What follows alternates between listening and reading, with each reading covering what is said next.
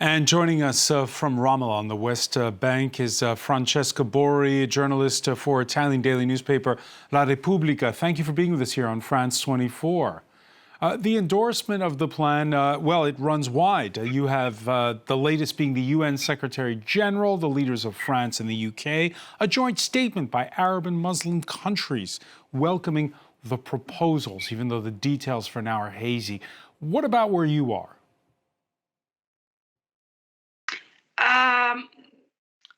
Morally, not just politically, morally, whoever is not in Gaza right now can't say no to a ceasefire. Everybody wants a ceasefire in Gaza, out of Gaza. I mean, all Palestinians want a ceasefire. The point is, what about Hamas? And Hamas can't say yes and can't say no. It is really in a corner. It is discussing now, in these hours, the plan. Somehow, this plan has been decided in a way to force Hamas to say no and to be blamed for the collapse, of talks. But if you read the plan, it's really, just think about Tony Blair running Gaza. Some of the points really go, beyond imagination. The proposal of Tony Blair running Gaza. Have you spoken to Palestinians this morning? Look, you can't even mention Tony Blair, not only in Palestine, I would say across the Middle East. You can't even mention Tony Blair. What about the way this has all come about? Because, like you say, there's this feeling that there's going to be once again this moment where, before the meeting yesterday in Washington, Trump is forcing Netanyahu's hand. He forced him to speak on the telephone with the Emir of Qatar, and now that the plan's been unveiled, and he says that they'll be going to hell if they don't accept it. Does it feel like a win for Israel's prime minister? I wouldn't use, the word victory for nothing, neither for Israel nor for Hamas. Even if there is Iran, for example, that says that Hamas is winning because basically Israel has been accused of genocide. So I wouldn't really speak of victory for anyone. And I think that what is really new, in this plan, there is something very old. As usual, I mean, once again, basically, what is asked to Palestinians is very, detailed. So Palestinians, not only Hamas, also the Palestinian Authority in this plan are asked to do this and that. And if they don't comply, there are, effects and consequences. While on the Israeli side, on the other side, you don't have, clear commitments. You don't have clear obligations, and this has been the Oslo story and the story of all, the ceasefire proposals.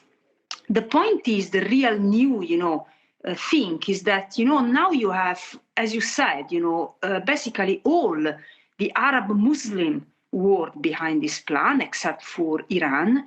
And it's something like, Arab countries are basically fed up with Palestinians, and not just with Hamas, also with the Palestinian Authority, So they're just saying, okay, it's enough, because basically with this plan, with an international administration in Gaza,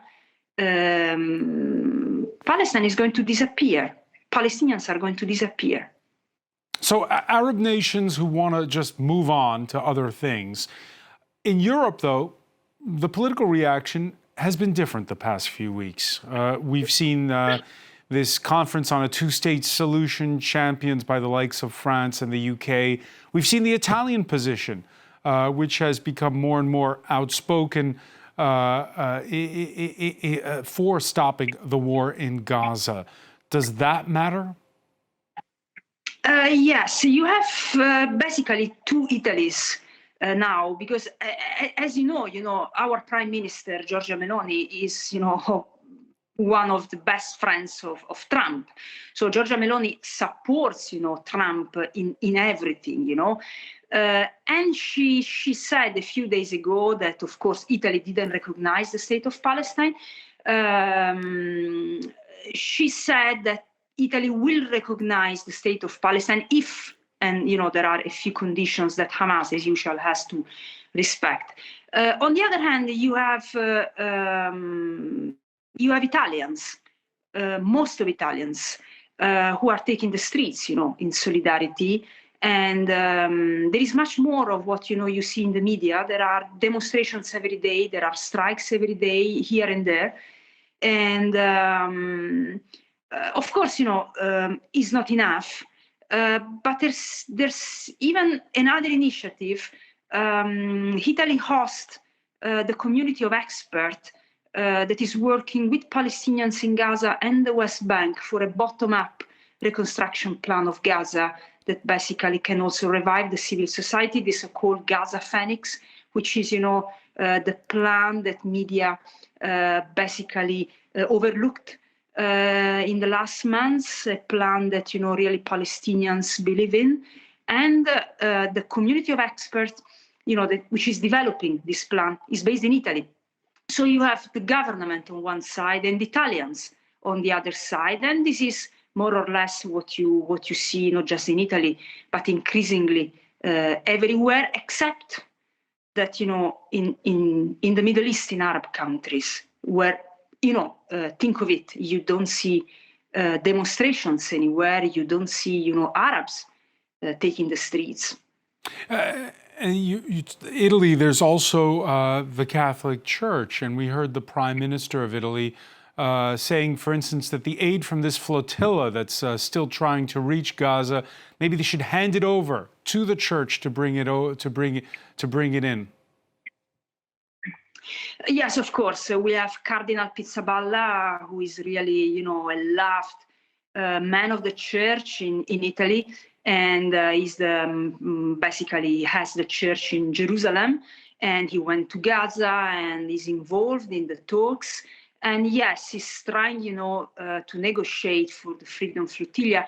Actually, tonight, this is the last night, because at 2 tonight, so 2 a.m. tonight, the flotilla will cross, basically, will enter, let's say, Israel-occupied waters, because in theory, we are speaking of Palestinian waters, but, will pass from international waters into, let's say, Israeli-controlled waters. So at 2 a.m. tonight, the IDF, should stop, basically, the flotilla.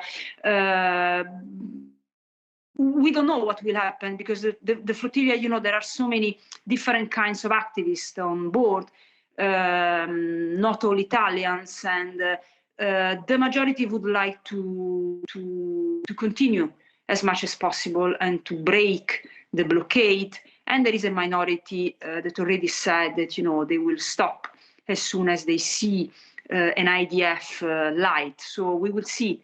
We will see what happens. But actually, we should focus on Gaza and not, on international activists, honestly. Focus on Gaza because? Well, because of what is happening. It's a sideshow, is what you're saying. This is a sideshow. No, I think, that the point is, let's say, I will quote, Palestinians. As Palestinians say, it's better than nothing.